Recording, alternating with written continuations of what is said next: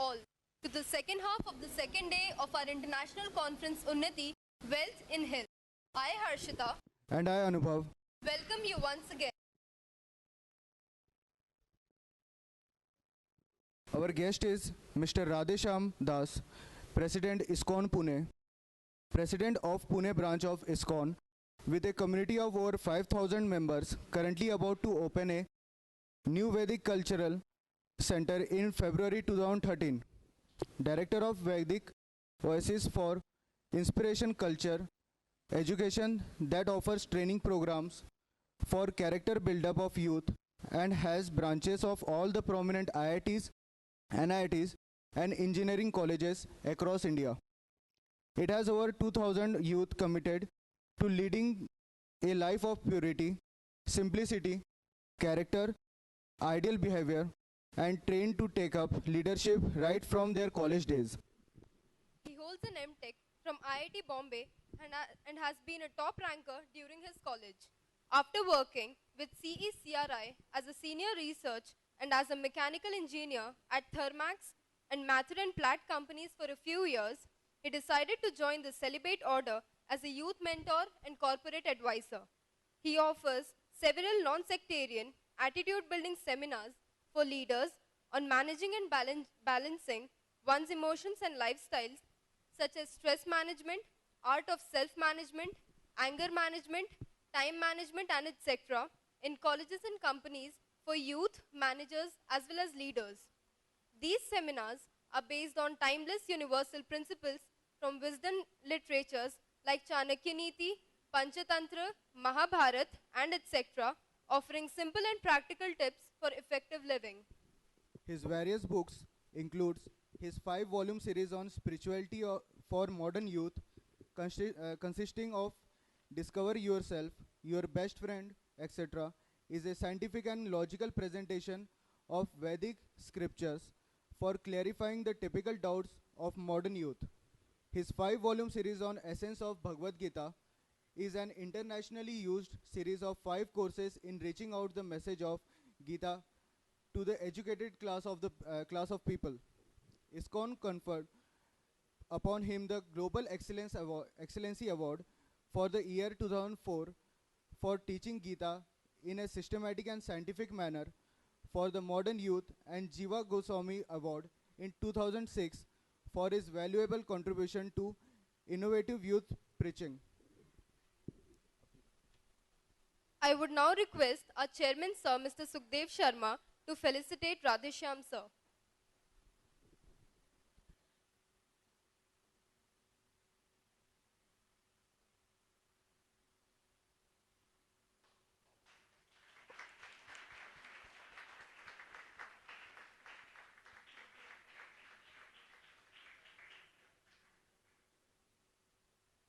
Our next guest is Mr. John Gracer from California. He is a BA from University of California. He is also an MA from Rochester Institute of Technology, New York, in photography. He is also known as Yadubara Das. He met Srila Prabhupada in December 1970 in Surat, India. He was doing his master's degree in photography on the subject of the origins of Krishna consciousness in India. Yadubara Prabhu had come with several cameras, and pretty soon his divine grace allowed him to accompany the traveling party for 2 months. From the very start, Yadubara felt immensely privileged to take photos of Prabhupada, even though he was considered an outsider. But slowly he felt himself becoming a devotee and stayed in India for 2.5 years, taking initiation in Kolkata in 1971. Now I request Mr. John Gracer to address us. And before that, we would like our chairman, sir, Mr. Sukhdev Sharma, to felicitate Mr. John Gracer.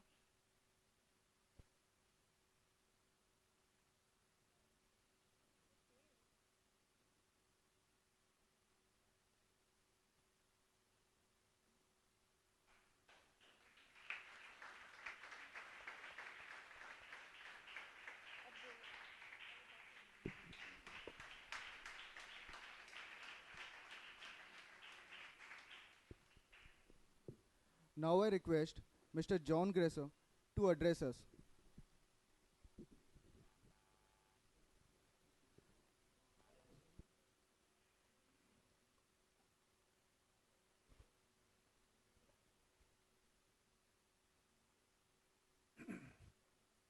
Thank you so much for inviting us today.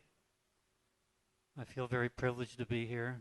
This is actually quite a revolutionary topic in the educational institutions, at least in the West, because so much emphasis is placed on simply the education and not developing the individual as a whole.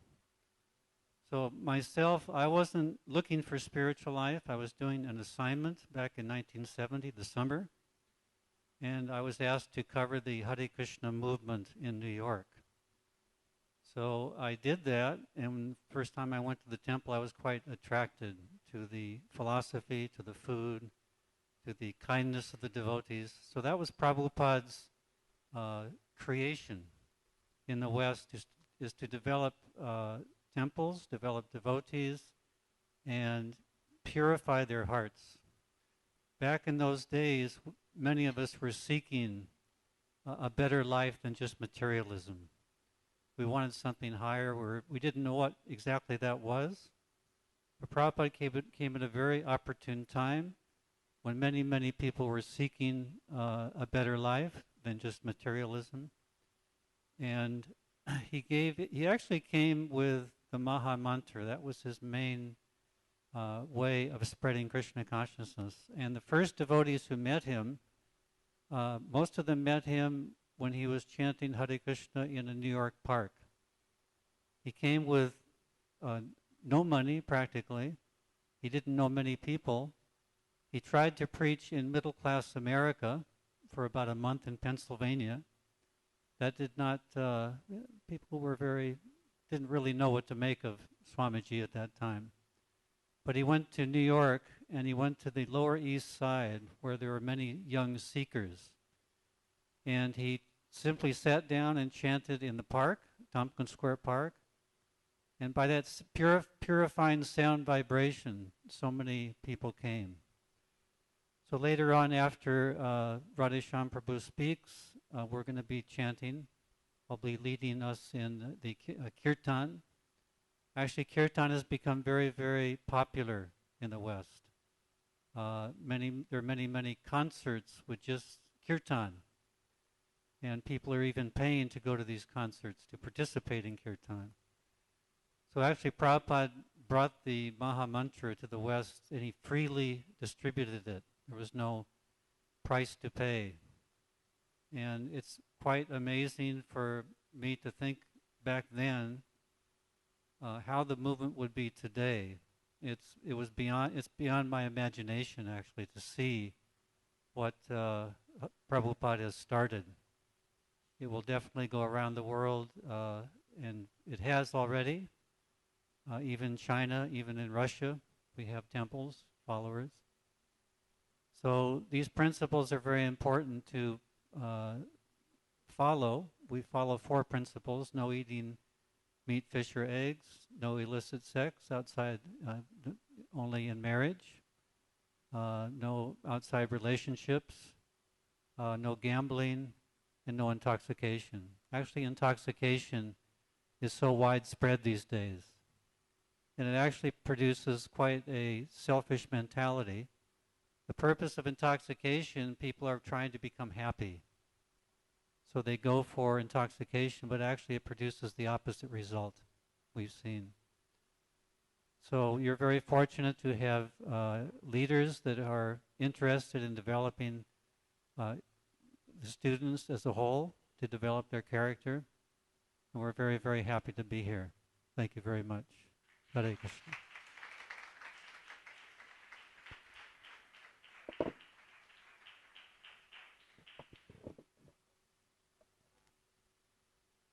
I would now like Mr. Radheshyam Das to address us.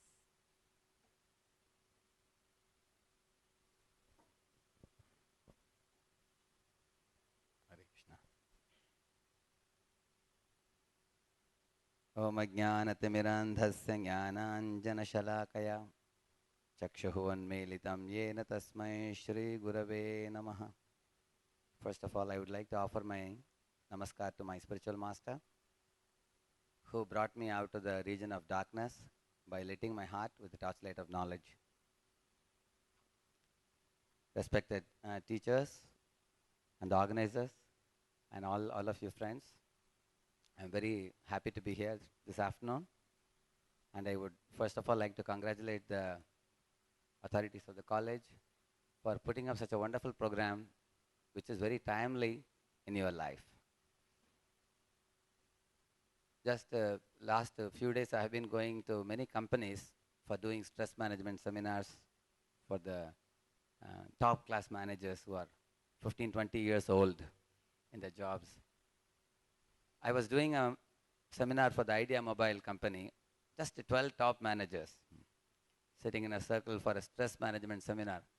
But every 5 minutes they were getting mobile calls. So I told them, I will only do the seminar for you provided you switch off the mobiles for the next 3 hours.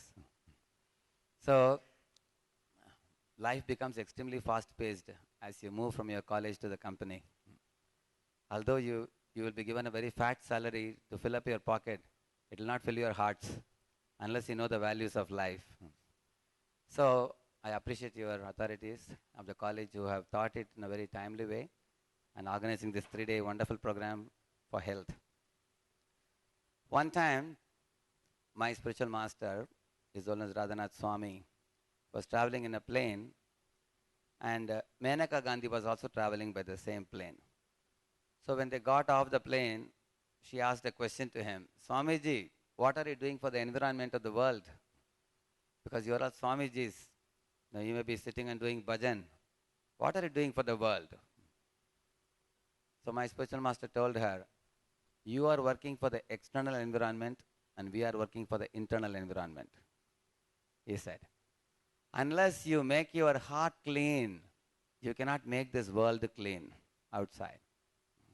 So many organizations are throwing effluents and chemicals into the rivers, which is externally visibly seen.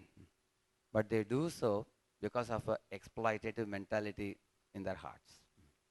So there is a bhoga vritti, there is seva vritti. Exploitative mentality, serving mentality.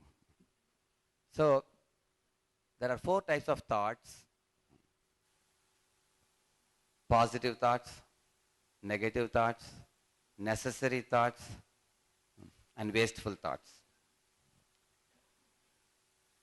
Today, as a part of my speech, I will devote more time on mental health.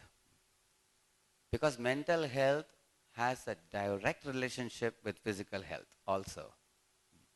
Because one doctor rightly said, mind attacks the body and body attacks the mind. And it is a vicious cycle back and forth unless you take some steps to rectify the mind. So I am going to focus on this because if your mind is sound, then your body will be sound and your nature of your behavior will be very sound, everything else will be sound. A positive outlook to life means what? Being grateful to the superiors, being thankful to God for all the gifts that He has given us, being always cheerful, always thinking of serving others, appreciating everyone, encouraging everyone, not finding faults in others, but trying to look good in others, in all people and in situations. So this is a very positive attitude. And the opposite of this is the negative attitude. We call it as a ABC mode, accusing, blaming, and criticizing mode. Or we call it as a BMW mode, blaming, mourning, and wailing mode. So today, in the course of the talk, my attempt would be to share with you whatever little things that I have learned in developing a positive attitude in life. I was just now telling you about 4 types of thoughts. So the positive thoughts and the negative thoughts. Positive thoughts means you have a joyful heart. You have a heart of selfless attitude. And you have a heart which always thinks of being good and doing good for others. On the other hand, negative thoughts means thoughts of envy. If somebody is better than me, I want to pull him down.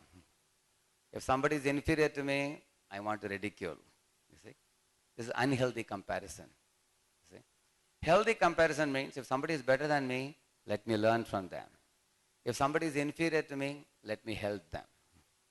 That is a healthy comparison. So, doctors have found out that when we harbor negative thoughts, like thoughts of malice towards others, thoughts of injuring others, or thoughts of anger, and thoughts of envy, all these things, they actually do hurt us. They hurt us much more than hurting others. Imagine if someone is carrying a hot coal in the hand and running after someone, and that fellow is running away. So who is suffering more? Is the running away person suffering or the person carrying the coal? Who suffers? Yeah, because by carrying hot coal, you suffer more. In the same manner, this negative thinking hurts us more than hurting others. So if we only can know this, we can be saved from harboring any negative thoughts. So these negative thoughts, doctors say, they make us secrete some hormone called as adrenaline. On the other hand, when you have positive thoughts, then you also secrete another type of hormone called endorphins. So the endorphins are called the natural painkillers, and they are also called as those who are making your immunity systems very sturdy and strong by secreting endorphins. So scientifically we can prove that when we think negative thoughts, you have this medulla oblongata, you have this hypothalamus glands, we call it, from where we have the secretion of the adrenaline. And that is why you will find those people who have negative thoughts, they have a stiff neck and they feel stressed, they feel tense, and all these things. So our thinking has a direct relation to our health, the way we think in life, our outlook to life. It has a direct relationship. So I told you 2 out of the 4, positive and negative. And the third one is necessary thoughts. Like for example, your routine. You're planning for your studies, planning for your career, planning for your life. That is routine, necessary thoughts. And the wasteful thoughts are those like worrying about the past or fearing about the future. Like worrying about the past means, how nice if only this thing happened in this way. That is worrying about the past. Or worrying about the future means, what if this happens? What if that happens? That is worry about that. So if only is past, what if is future. So these 2 things keep our mind completely preoccupied, and that is called wasteful thoughts. Wasteful thoughts are like a rocking chair. You've seen a rocking chair? Does it progress anywhere? It just keeps on rocking in the same place. So in our life also we don't progress if we think about the past and future. We have to think of the present. So out of these 4 thoughts, can any of you tell me which of the thoughts we should retain and which one should we give up? Anybody? How many of these we should keep? How many of it we should give it up? Yes? Which ones should we keep? Sir, can I ask questions also? Oh, I have been given permission to ask you questions. So now I am free to ask you questions now. Yeah? Positive we should keep, another one? Necessary also we should keep, yeah. And the other 2 we have to give up. Wasteful thoughts and negative thoughts we have to give up. You are right. So how do we do that? We will need willpower to do that. Although you know what are the right thoughts to hold, what are the unwanted thoughts to be given up, you know the thing, but to do that we need willpower. Before concluding my talk, you should remind me, if I don't give answer to this question, how do we develop our willpower? We'll talk about that. You see, when a couple of years ago, me and my friend, we were traveling in US. So I was going to Washington, D.C. University, and I was going to Stanford, while my friend went to Massachusetts Institute of Technology. So MIT, USA, is one of the most famous universities, one of the top ranking universities. So he was supposed to give a seminar on a topic, so the projector was kept there. So when he put on his laptop, the projector wasn't working. So he called for the operator, and they were running here and there, and they couldn't arrange. And then the operator came and said, "I am very sorry, sir. Today the projector is not going to work," he said. And my friend told him, "Okay, throw it and get another piece." The operator said, "Now it's a weekend and all our departments are closed. I am sorry to say you will not get alternative one. And it's better that you just speak on the phone, speak on the microphone without any projector." So my friend became really wild. He said, "All my presentation is in the computer. I need the slides to be seen what I'm supposed to speak." So he was very irritated. So the operator told him, "Sir, don't become angry. You are from India. You must have learned some lessons on, not becoming angry." So he started giving him upadesh. He said, "Tolerate. Today you have to work without it." And my friend told me he couldn't get angry. Do you know why? Because the topic of the seminar was anger management. You're supposed to teach others how not to become angry. So in our life also we all come across situations where we face many problems, time to time, and many difficulties. And how do we face them?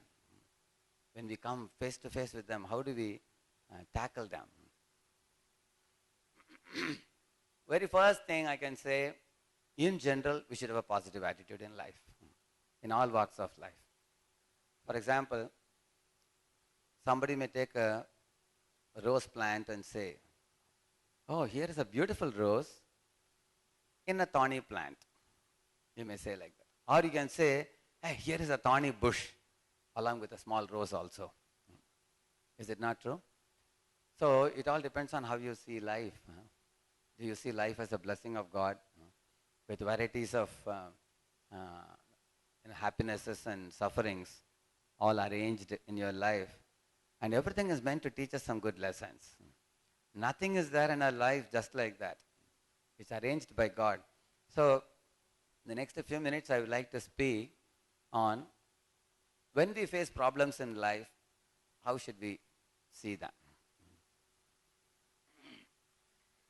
We should not see the problems as a burden that has come to frighten us. Rather, we should see them as blessings that has come to strengthen us. I'll tell you a real life example. Once a scientist, he saw a cocoon. You know cocoon? Cocoon they call it, right? Yeah. So a small caterpillar was trying to come out of that cocoon with great difficulty. So the scientist took a blade and he cut it so that the worm could come out very easily. Of course, the worm did come out easily. The only problem was the worm never developed the wings. Because God has arranged the cocoon for the worm to squeeze out and come out in such a way that some liquid oozes out of his body, which causes the wings to grow, colorful wings, by which it flies and becomes a butterfly. But when the scientist cut the cocoon, he did not give the opportunity for the worm to suffer. And because of not suffering, the worm didn't develop wings. No pains, no gains, as we say. So it's God's arrangement that we all are also put through difficulty. Just like you see, when you take a block of marble and you take a chisel and hammer and beat it, and at last you get a beautiful murti coming out of it. Similarly, God wants to chip out all the unwanted elements in our system and bring out the beautiful personality within us, our innate potentials that are natural to our souls. See, there are two things, innate and acquired. Innate qualities are those which are already in you. Like rainwater, when it is coming down, it is crystal clear. When it touches the ground, it becomes brownish or blackish. So what is innate? Transparency is innate. And what is acquired? The color that it acquires by touching the ground. Similarly, we all have innate qualities in us. Like to love is an innate quality. To forgive, to be kind, to be compassionate is innate in us. Whereas there are many acquired qualities also we have which are oftentimes unwanted, which have to be chipped out. So, also, when problems come in your life, it will help you to bring out your virtues that are in you. In Pune, there was a very well-to-do man. He had 2 sons, grown-up sons. So I think he was about 82 or 83 years old. So one day he called me to his house. So he cried. He told me, when my 2 sons were of this size, we used to call them as Ram, Lakshman, Judea. They were so friendly.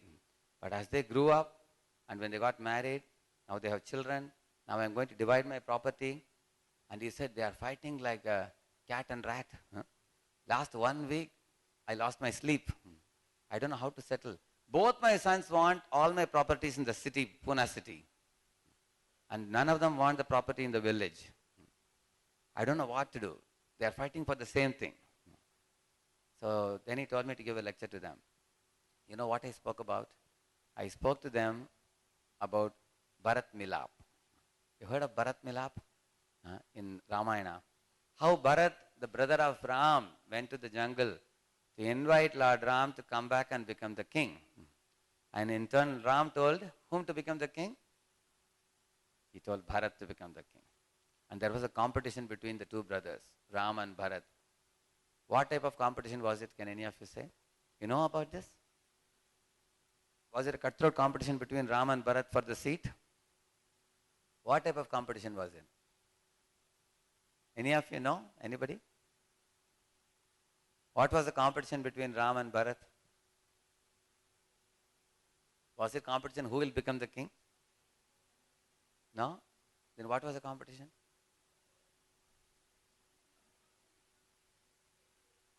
So Ram wanted who to become the king? Bharat. And Bharat wanted who to become the king? So it was a loving competition, isn't it? He said, you become the king. He said, you become the king. This kind of competition is wanted. Like in my college hostel in IIT, I saw one boy was filling his suitcase. And his suitcase was half empty. So another boy said, hey, your suitcase is half empty. We are from the same village. So I'll put my clothes also into yours. So he put all his things in his suitcase. And once the suitcase was closed, the boy said, hey, your clothes are in mine, so you have to carry the suitcase. That boy said, no, it's not mine, it's yours, you carry it. So this is actually cutthroat competition. Both the fellows want to push off the burden on each other. And if they both were genuine friends, what they would do? He will say, because it's my suitcase, I won't mind carrying your luggage also. Whereas the other one would say, I have put my luggage into yours, so I will carry the suitcase. That is loving competition. You all are able to know the difference between the two? You understand the difference? So Ram and Lakshman, Bharat and Ram had a loving competition. At last Bharat agreed on Ram's order. Yes, I will go and I will not become the king. I will make your Paduka the king. He kept the Paduka on the throne, and because he knew Lord Ram would sleep on the ground, so Bharat dug in the ground and slept underground. When Ram would sleep on the cart, Bharat would sleep on the ground. When Ram slept on the ground, Bharat would sleep underground. Can you imagine? And he knew Ram wouldn't get nice food. So he also ate barley and urine, cow urine. Cow urine and barley, that's all he ate, all the 14 years. So when I told this story, both the brothers, they were in tears. At the end of the story, they told me, now we will not fight. We are ready to accept whatever our father allots to us. You see, this 1 hour story from Ramayana was a turning point in their lives. In this way, when we face problems in life, it can bring out the innate virtues in your heart to the surface. Another thing, I don't know whether you all are aware, just a week ago, one MBA student from Symbiosis, one girl committed suicide in Pune. Maybe some of you may be aware. Very unfortunate. So the parents are completely grief-stricken. I met them also. I went to their home and did a kirtan and did a provision also. It was very sorry to hear news. Why should the MBA student who has a very bright career ahead of them should commit suicide?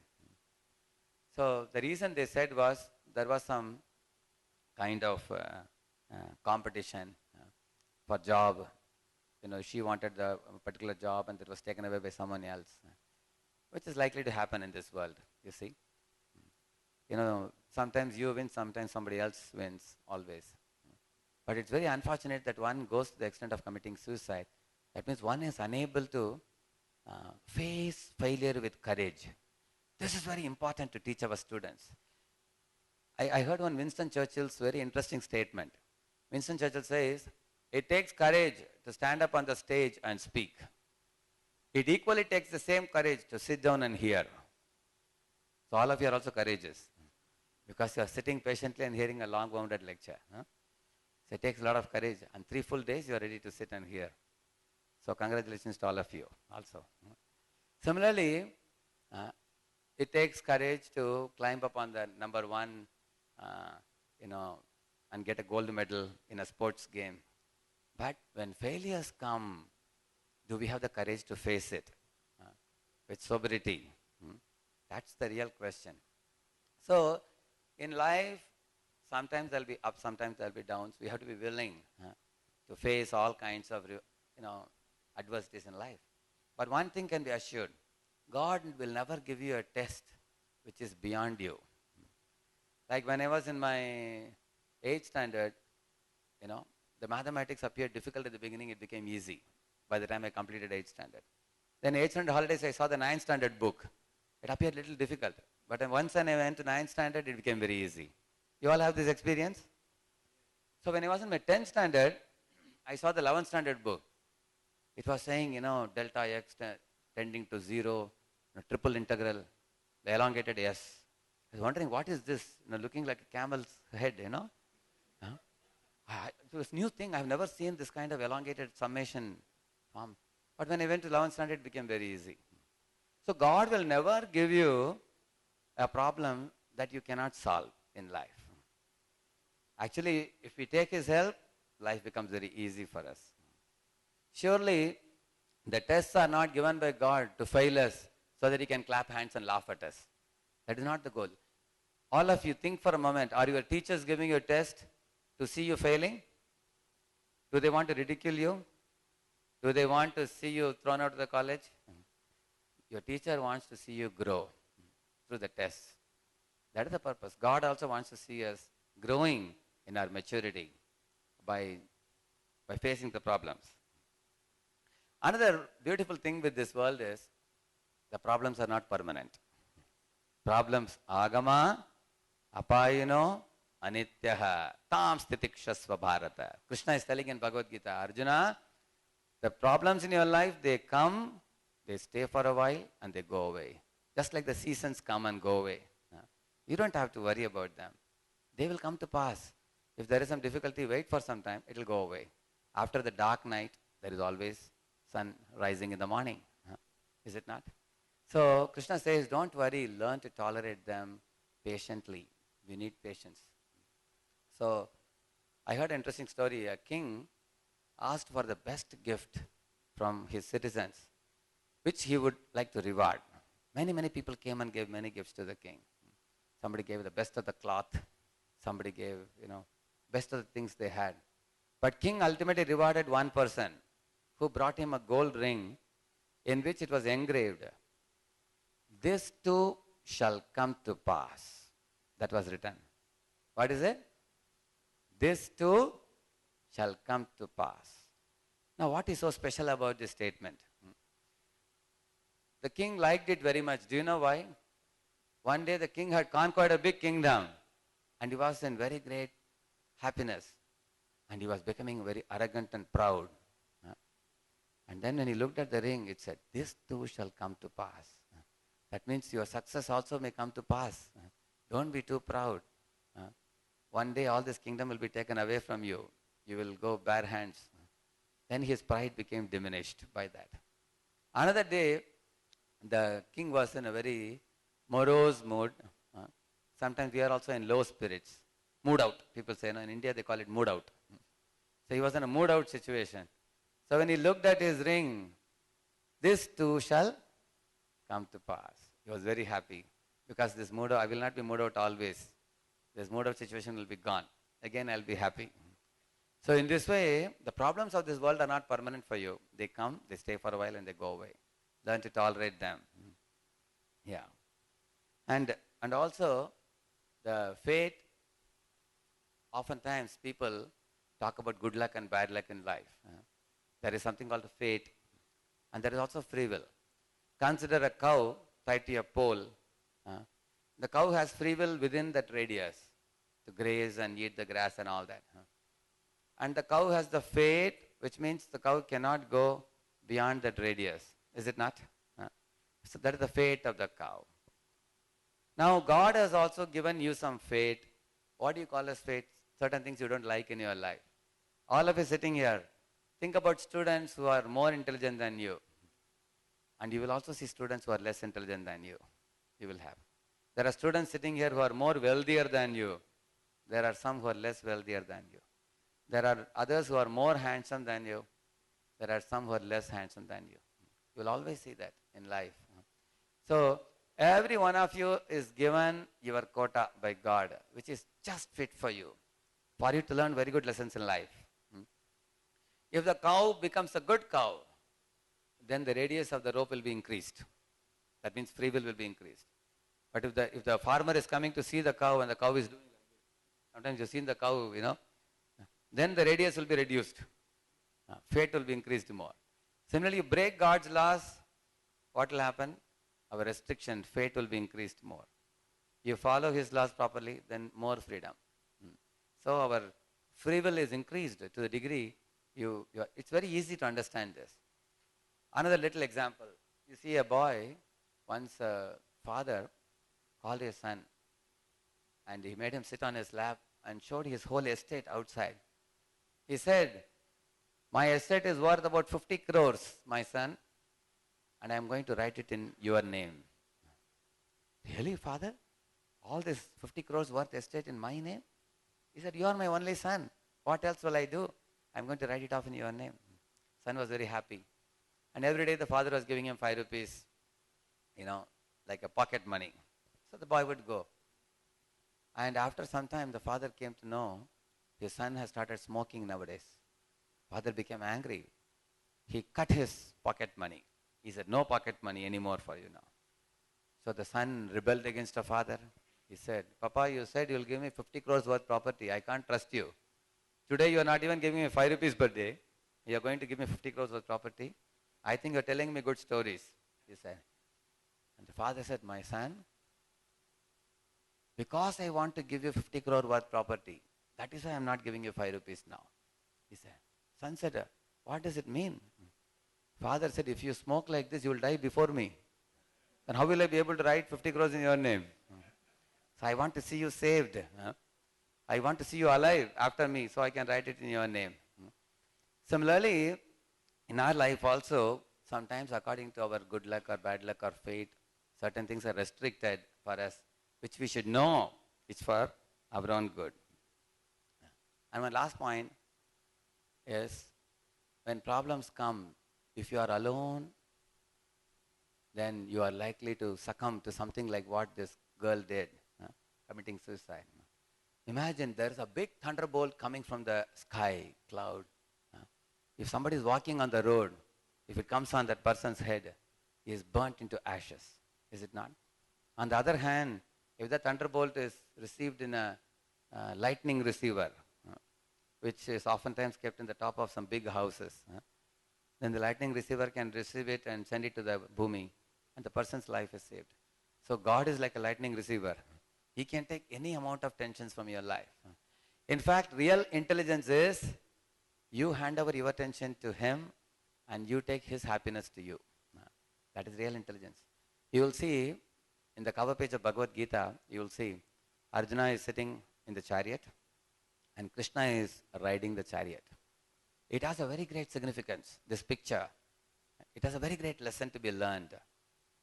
Arjuna told Krishna, "My dear Lord, I want to hand over the ropes of my life to you. You ride the chariot and take me wherever you feel is appropriate for me to go in the battle." And having handed over his life to Krishna, what do you think Arjuna did? Was he sleeping in the chariot? No, he also took initiative. He took the bow, he took the arrow also, and he fought the battle very valiantly also. So this is called do your best and leave the rest. Doing your best is you take initiative in life. And then you leave the rest to God, the results to God. Because after we do our best, whatever results come is, God's prasad. We have to accept it. Sometimes even after we work hard, things may not go the way we want them to go. But then we accept it as God's grace for some higher plan because He knows what is best for everybody. If we can accept our life as a gift of God, then we will never squander it by committing suicide, or we will never waste it by constantly, repeatedly meditating on our worries. So, there are 4 R's of life. The roles that you play, the routine you go through, the responsibilities you shoulder, and relationships that you cherish. Like for example, what role all of you are playing? You have a role as a son of somebody, daughter of somebody. And then when you get married, you are husband or wife of somebody. Similarly, you have a role in the office or the college also to play. These are the roles. And also there is a routine every day you go through from morning to night. And responsibilities that you take up also in different positions. And the relationships that you cherish. In all these 4 R's, we should emanate positivity, positive qualities in life. Because the innate qualities are all positive. If you see Lord Krishna in Bhagavad Gita, whenever he talks of his devotees, he's talking of qualities only. 12th chapter, 13 to 20, 13th chapter, 8 to 12, 16th chapter, first 7 verses, all are qualities he's talking. So these qualities are innate in us, and these qualities can be brought out. Like a volcanic eruption coming out, we can bring out these qualities. Right now, many of us, we are a blend of positive and negative qualities. Do you know why? Where did we acquire these things from? 4 things. From your parents and grandparents, from your teachers during your school days, from your social circle, your peers, friends, and from the books that you read, TV that you watched, movies that you have seen, novels that you have studied. We all have developed a certain type of personality, traits. And our mind is filled with both plus and minus type of qualities. So the scriptures say that we have to clean up our chitta, which is consisting of bad traits or negative traits like envy, anger, greed, illusion, pride, lust, and all these things. As long as these viruses are there, we can't be happy. You all know microprocessor? When you program a microprocessor, the servo motors are made to move according to the programming. Our hands and legs are like servo motors.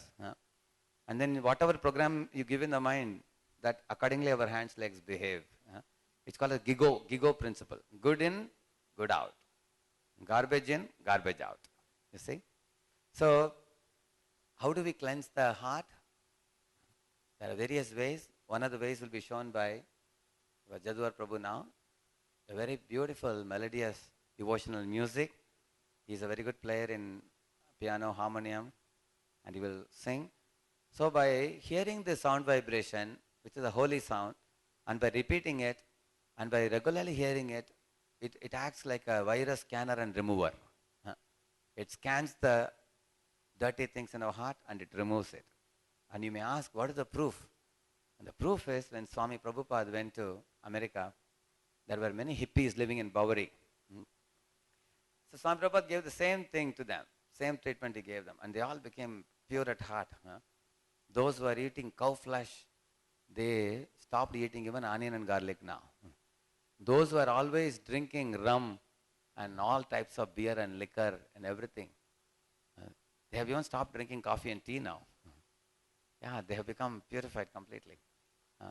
So you will see that these people who at one time were very degraded in their habits, they all became, so Prabhupada said, Swami Prabhupada who started the ISKCON society, he said, somebody asked him, Swamiji, what have you done by coming to West? He said, I have made the hippies into happies, he said. Now they have become happy in life. When our heart is clean, we can be happy. Otherwise, we can't be happy. So, I would like to conclude with this. And again, I would like to congratulate the organizers of this wonderful program for all of you. And take this 3-day program very seriously. Adopt many of the practical things that you learn in your life. And I wish you all grand success in all your earnest endeavors. Thank you very much.